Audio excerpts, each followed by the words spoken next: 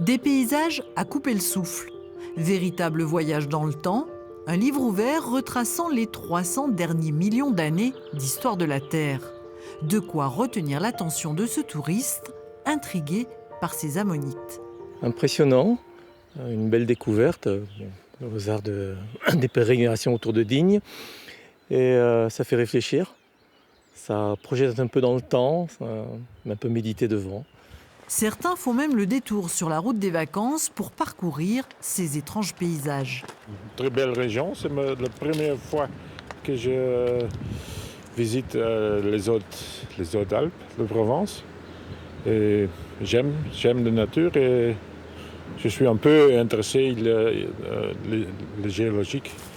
Pour valoriser ce territoire unique, le label UNESCO Géoparc a été créé.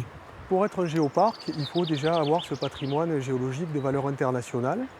L'objectif, c'est que ce patrimoine, d'abord, il soit préservé et protégé, ce qui est le cas chez nous depuis le début des années 80, avec la mise en place de la réserve naturelle nationale géologique.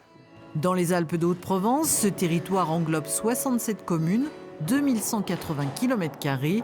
Le musée Promenade est la porte d'entrée du Géoparc.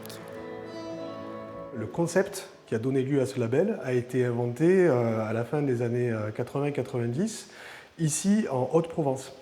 Aujourd'hui, il existe dans le monde 241 géoparcs qui sont labellisés par l'UNESCO et à peu près 150 sur le continent européen.